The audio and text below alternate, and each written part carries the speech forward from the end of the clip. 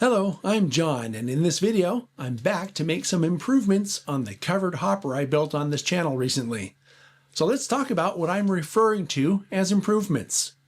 The model is already really good. These models would be fine for most people's layouts as they are, so this is not a criticism of the models.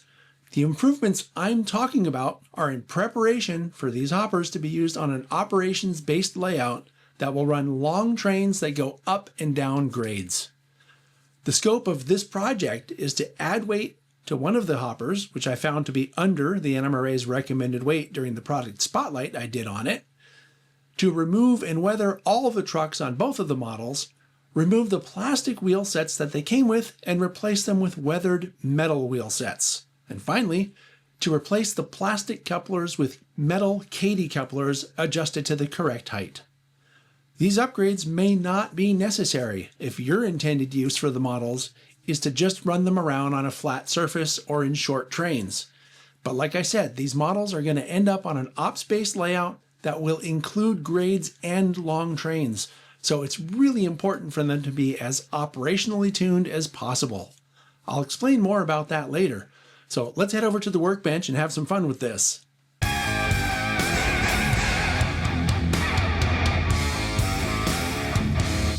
All right, so here we are at the workbench, and here are some of the tools and materials that I'll be using to complete this project. I have weathering powders there on the top left. Obviously the wheel faces and the trucks will need some additional treatment other than just painting. I have some brushes there to apply the weathering powders. I have various screwdrivers and priers. Not pliers, but priers. These things are plastic pry tools, and I'm going to use those to take apart the model that I need to add weight to. Then, speaking of weight, I have some different types of weights here. In the middle there, I have some glue. I also have my knife here. Then toward the top there, near the weathering powders, I have some wheels that I got from my friend Murph. I checked them against the plastic wheels that we'll be replacing, and they look to be the right size. Then we have Kadee 148 whisker couplers here that will be replacing the plastic couplers that are in the models already. And then of course a foam cradle. I have my trip pin pliers here, an NMRA standards gauge, a Kadee coupler height gauge, and then these insulated washers. And this stuff all has to do with the operational aspects of the cars when it comes to coupler height and wheel gauge. And here are some of the other items I'll be using for this project. I have some painter's tape, a flat file that's rounded on one edge, but the flat part is what's important. You'll see later. We have some dull coat here, which is a flat or a matte spray lacquer, and then some dark brown paint. Okay, so the first thing I'm going to do here is remove the trucks and couplers from the model that was assembled when I got it. Gonna have to do this anyway, but the reason I'm doing this first is I want to remove the floor of this model from the body shell, as they call it, in order to add some weight to it. Because remember when I did the spotlight on this one, it was about, I think, 5/10 of an ounce or 6/10 of an ounce too light. So once I get the floor off, I'll have access to the weight, and I can add some of these nuts that I have here. And in order to not break things, I want to take these off first. So I'll be back when I have the trucks and the couplers removed.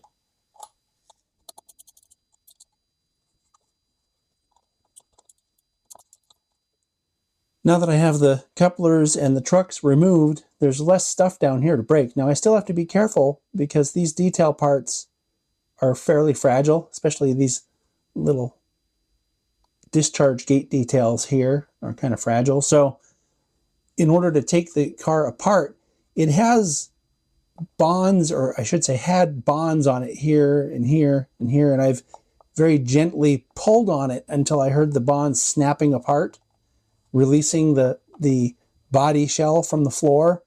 And at this point, I'm just going to try to pry the floor off of the body shell using these plastic pry tools. These are normally used in working on computers, but I've found them very useful for working on models when you have to pry something like this. I guess you could use like a hobby knife or a little screwdriver or something, but metal on plastic is usually a good way to break the plastic. So I try to use plastic on plastic wherever possible when I'm doing work like this. So it's something to think about. I can't do this on camera because I can't work around the camera that's sitting in front of me. So I'm going to turn the camera off, and when I have the body shell removed from the floor, we'll be able to access the weight inside.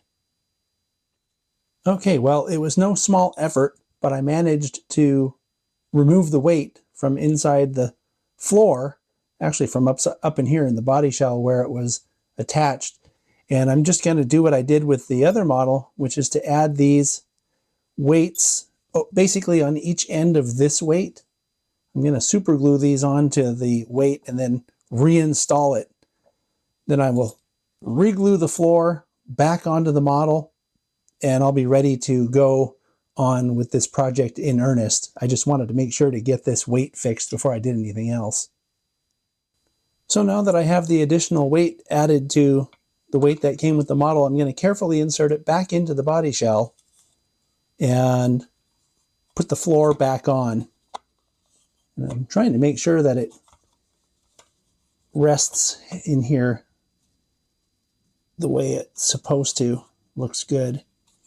And then I can put the body shell back down and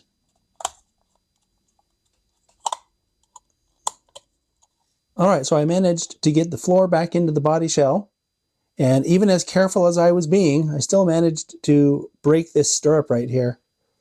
And I'm going to try to find that little piece, and if I can't, I'll try to figure out a different solution to replace this stirrup. It may be that I just have to order a metal stirrup from a company or something like that, but in any case, I'll have to fix that before I'm done with this project.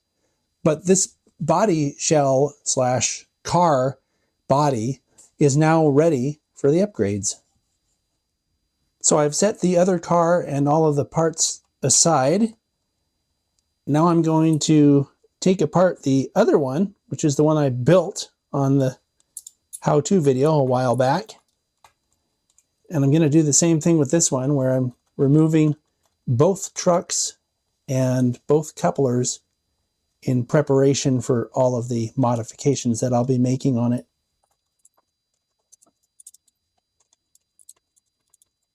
Since I'm dealing with the weight issue on the original car, I'm also going to fix something that I got wrong when I built this car, and that is I installed this weight up in here, and actually it's supposed to rest on these little ridges, if you can see those. So I've taken this one apart and I'm going to install the weight properly and then put the floor back on that one. Luckily, when I took this one off, I didn't break any of the stirrups, so I should be able to put that back together very easily. And once I have this one back together, we'll continue on with the project. So in order to take the wheels out of the trucks, you just kind of spread them up, spread the trucks apart, and the wheel sets will just pop out. And I'm doing this because I want to spray paint the trucks to be something other than plain plastic, because they don't really look like weathered trucks to me. And considering how weathered the cars are, it seems like the trucks ought to be weathered too. So I'm going to take the wheel sets out, which we're going to be replacing anyway. Going to set those aside, and I'm going to put these trucks on some tape so that they don't blow around when I'm spray painting them. And then I'm going to paint them a rusty or dark brown color. So that's next. I'm just using a piece of painter's tape that I've folded over on itself and sticking the trucks down to it. And we're having an unusually warm day today where I live. So I'm going to take these outside and spray paint the faces of the trucks with brown primer. Okay, so I've taken the trucks outside, and first I spray painted them with a very dark brown spray paint. That's a paint and primer all in one. And then I sprayed dull coat on them, right? That's the flat, they call it a flat spray lacquer. And something interesting happened. The dull coat left this white sort of residue, which I don't mind. It actually makes the details on the truck side frames pop a little bit. But what I'm going to do now is use weathering powders to rust these truck side frames a bit more. So in case you're unfamiliar with weathering powders, this is what they look like. It's just powder, right? And you apply it with a brush or a micro brush or whatever. Frankly, you could even just dip one of these things into the weathering powder if you wanted to. I'm not going to do it that way, but what they do is they leave the color on whatever surface you rub them onto. If you don't rub it, then it can blow off and it'll leave very little pigment on the surface of whatever you're working on.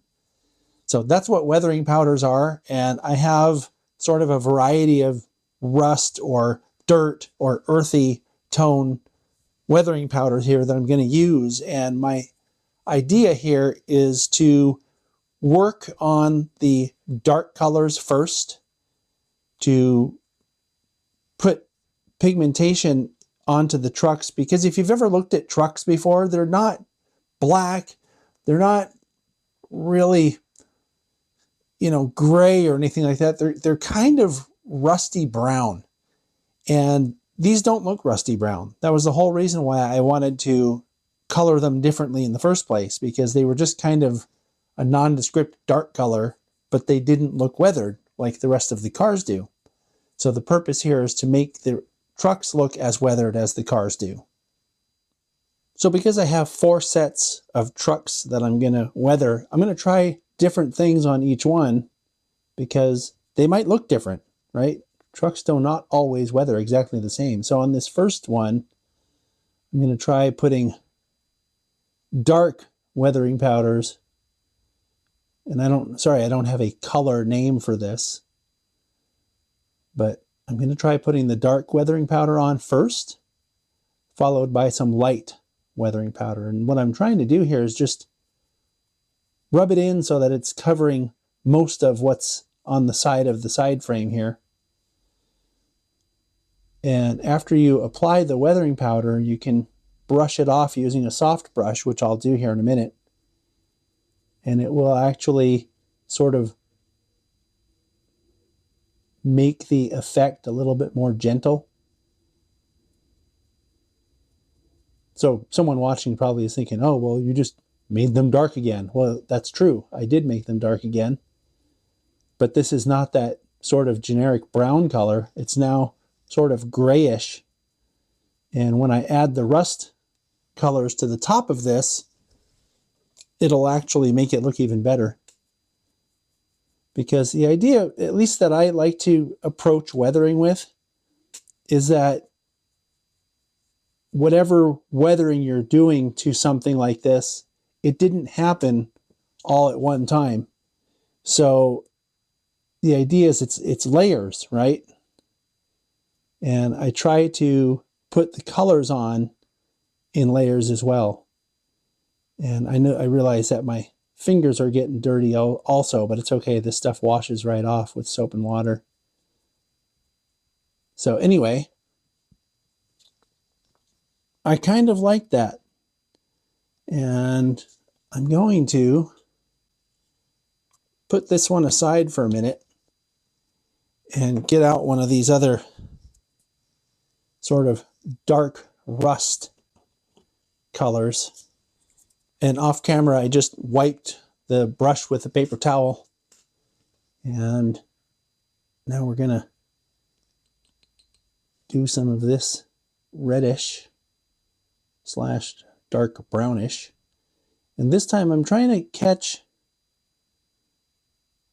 the springs and the journal area mostly, because I want it to look a little different from the rest of the truck. I'm really liking how this looks. Actually, I probably should have started with this color. This is what a real truck looks like. Actually, I'm gonna do this on the whole thing. Now that I'm seeing what I'm seeing, and I really like it a lot.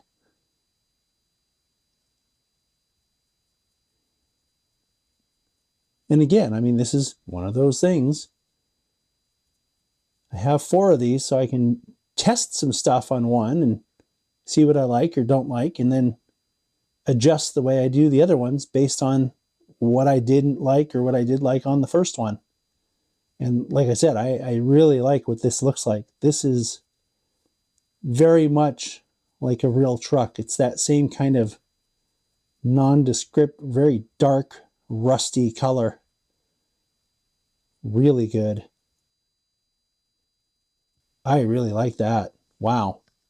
That looks way more like a real truck than what we were dealing with before. You know what? I don't think I'm even going to do anything more with this. I like this the way it is. But do you see, it may be hard to tell because the color variation is really slight on this, but this sort of rusty color on top of that dark, dirty, sort of grimy gray color is making a really good effect. And I think I'm going to stop with that one. Now, just out of curiosity, I'm going to try starting with this sort of dark brown color first on this one and see if I like it. And what I'm thinking here is for one of the cars, I'll do these one way, and for the other car, I'll do them the other way, whatever that happens to be. Oh yeah, that looks really good. So you know what I'll do? I've just decided I'm going to do one car using this color first. One car's trucks, that is, using this color first. And then I'm going to add some lighter rust to this.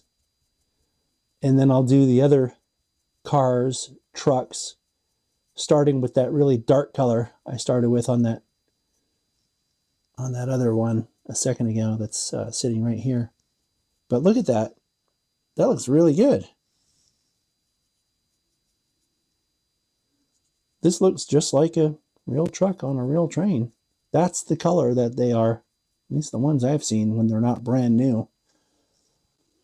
So since I've decided how I'm going to do the trucks for that car, I think I'll bring that super dark powder back in and just get that done. I'll do it off camera, and then I'll finish up this one on camera in just a minute. So the truck on the left side is done with just that brownish powder, and the one on the right side was done with the darker powder first, then the brownish powder. Next, I'm going to take just a lighter color of rust and try to apply it just on the spring part of the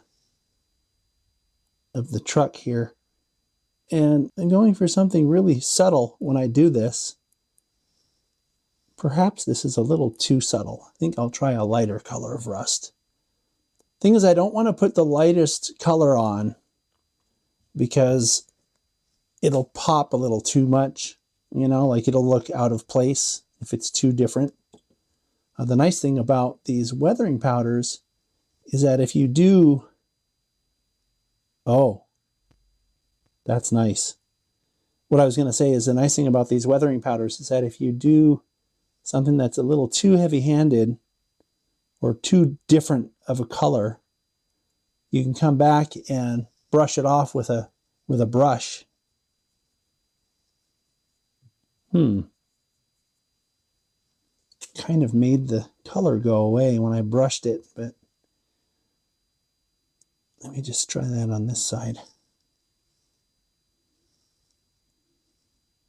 It's possible that I'm not rubbing it hard enough to make the color come off.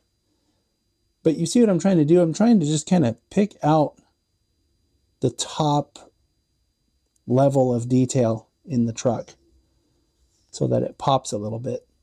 And maybe that this is also just not quite bright enough. But I'm going to just see if I can touch the top of the journal box and make that stand out a little bit.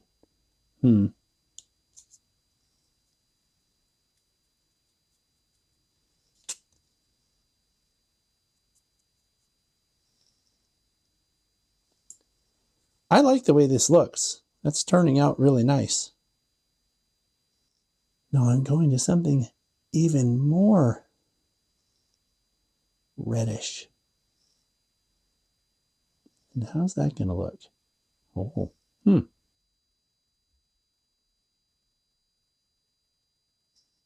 nice. I think I like that.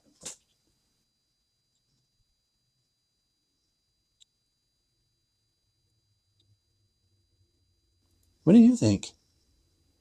It's pretty good. So I got the trucks to a place that I like how they're looking.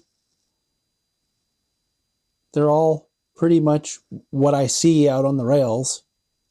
Kind of a really dirty looking / rusty looking color. And I have this leftover powder just sitting here on the paper. And you might think I'm crazy, but I'm going to also rub some of this on the wheels. I got these wheels from my friend Murph. He said that I think he said that he figured they were Intermountain wheels. And he painted them because he has a special sort of mask that he invented, for lack of a better word, using his 3D printer. And so he's already painted these sort of rusty on the wheel faces, which looks really good. But you can vary that with weathering powders. And I was going to just throw this weathering powder away anyway, but instead of just throwing it away, I'm going to make the wheels a little grimier too.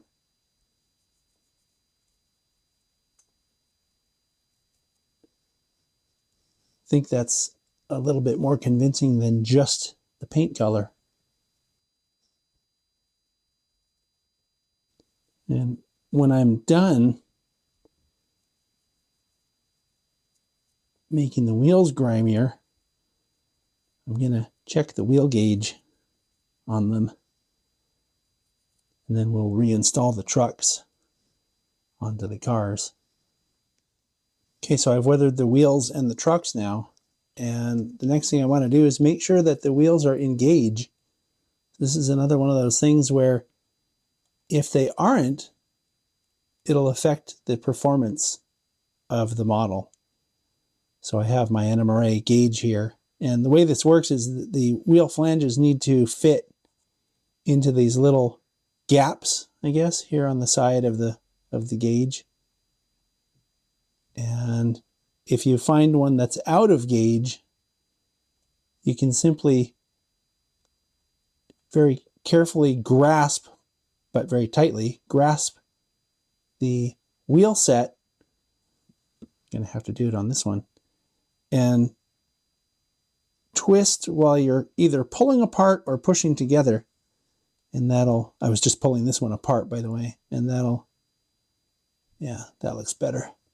That'll make it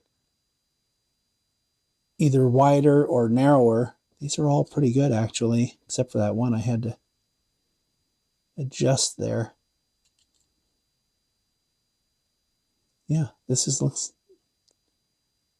yeah, these are looking good. So to install these back into the trucks, it's as simple as doing the opposite of what we did before when we were taking the other ones out. And something you can do if you want to is you can lubricate these. There's a kind of, it's called a dry lubricant. That's a graphite-based thing that you can put into the journal boxes. But this spins quite well, so I'm not going to worry about it. And I keep referring to the journal boxes. What I mean is the journal. That's a little pocket that these points on the wheels fit into. These little pockets. Just so you know, you can put this graphite stuff. It's like powder. And you just put it in there and it makes these things really free rolling. I have some, but like I said, I'm checking this as I put them in and they seem to roll just fine. Something else I'm thinking about, what I would normally do after I put weathering powder on all of this stuff is I would spray it with dull coat again to seal it, because weathering powder tends to work better if it's sealed. But what I'm thinking is the dull coat put that really weird white sort of residue on everything. You can still see some of it right there. And I don't want to end up with a bunch of white residue. I don't know if it's because it's too old or what, but I don't want to end up with a bunch of white residue on the face of the trucks. So that's it for this step. Now, before I put the trucks back on, we're going to put the couplers back in, and we're replacing the old plastic couplers that came with the model. That would be these things. We're replacing those with KD 148 whisker couplers. And the 148 whisker couplers have the advantage of being made out of metal. So they will hold up longer. And believe it or not, they hold up better when you're pulling long trains. This is something that you'll find out if you operate much, that if you have long trains and you're using couplers that are made out of plastic, sometimes the couplers will actually break. And some other times, the couplers will slide over each other, and the next thing you know, you have a runaway train. And if that's going down a grade or something like that, that's pretty bad news, because you might lose a train and it might crash into something that's following you, or coming up a helix or something behind you, that kind of thing. And you really don't want that to happen. So metal couplers typically are the way to go. Performance is just better that way. But you see how these couplers are just a simple replacement, and you just want to make sure not to tighten down the screw on there too much. These have what we call whiskers on them. Whiskers are these little, basically they're little springs right here, here, and here. And those sit up against the inside of the coupler box and cause the coupler to recenter when you do this. So I'm just checking to make sure that these are centering okay. And they are. So the last step for this is to put these on the trucks, back on. And again, I'm testing to make sure that the truck doesn't get caught up because it's tightened down too far. Seems okay. And then we're doing the same thing with the other car. I'm replacing those couplers with the KDs as well. I want to thank my buddy Murph for providing the couplers and the wheels for this project. These are going to end up on his layout. One of the nice things that I like to do for my friends is, I get a lot of models like this, and, for spotlights or whatever, and I don't have a layout. So I really like to find good homes for models like this. And friends like Murph help, right? I mean, he's helping with talking trains, and I actually bounce quite a lot of ideas off of him, because he's one of the most thoughtful people that I know. Oh, that's way too tight.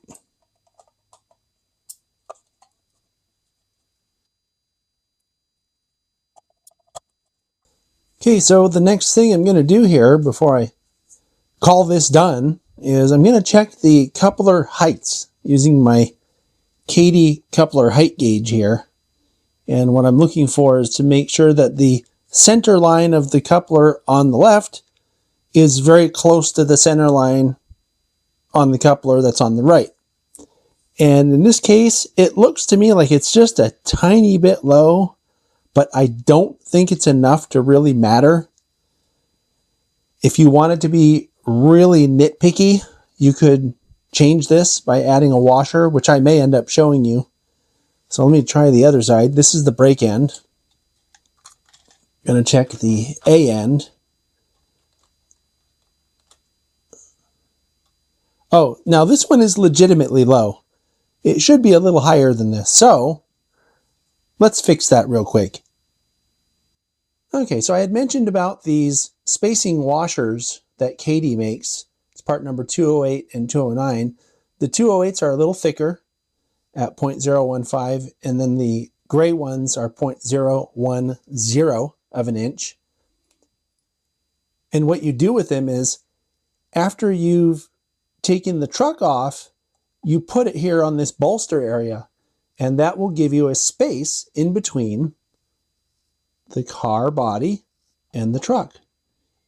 And when you screw this back down, it won't screw down quite as far, and that should raise our coupler a little bit.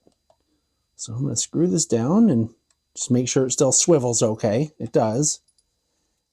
And then check the height again, and what do you know? That's almost perfect.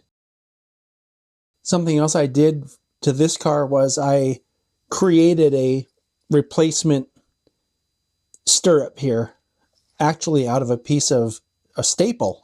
I just bent it with some pliers and painted it with some green and black acrylic paint to try to match the color as closely as possible. And probably if I hadn't pointed that out to you, you might not have noticed that it was done. And you know, there's other things I'm going to do to it to hide that it's a replacement piece. Like, it looks to me like it's just a little shiny right here. So I'll probably hit that with a magic marker or something just to take the shine off of it.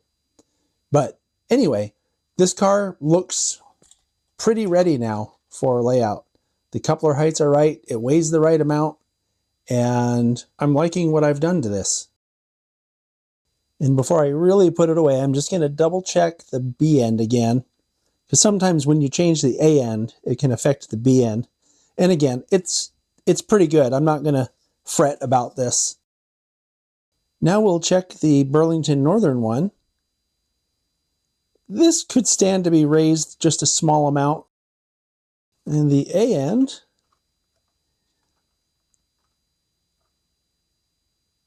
also is a bit low.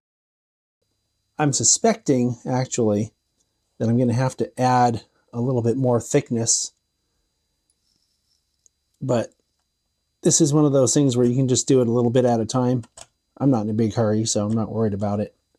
And something I just noticed, and it's really bothering me, is that the crossover platform on this model seems to have fallen off or broken off somewhere. So I'm going to have to try to find that and glue it back on. I hope I can find it, because I have no idea where it came off. Now, something I do want to mention is, if you need to add a whole lot of height to one of these things, you can stack these washers to give it more thickness.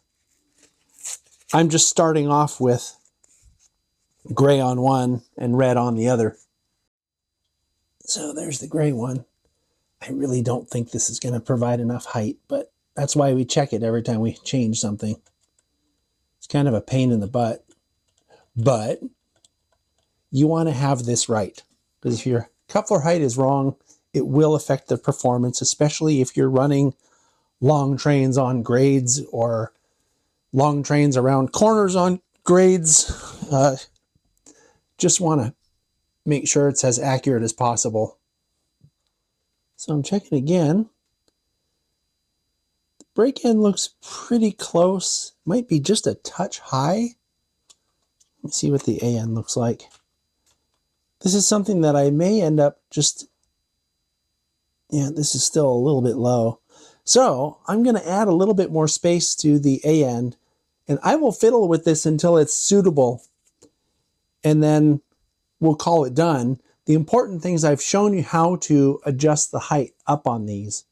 And if you ever need to lower a coupler height, it's as simple as taking the truck off and filing a small amount of material off of that round bolster area in small increments, and then reinstalling the truck to make sure whether it's okay or not each time you remove a little bit of material. Okay, so the brake end looks good now. And the A end also looks good. So this car is now ready for a layout. Hey, I was just taking my final shots of these models when I found the missing crossover platform. So I'm just going to super glue that back on, and this project is done. So the scope of today's project was to get one of the hoppers to the recommended weight, and we succeeded in that. We also weathered the trucks, installed metal wheel sets that were tested against the NMRA standards gauge, and replaced the plastic couplers with metal ones that were adjusted to the correct height to ensure that these cars will not be the cause of train breaks or derailments. I want to reiterate that these were not criticisms of the original kits as they came. It's just what I've done to prepare the models for service on an ops-based layout with grades and long trains. I want to thank Murph for his help in providing some of the materials I used on this project, and I want to thank you for watching. I'll see you next time.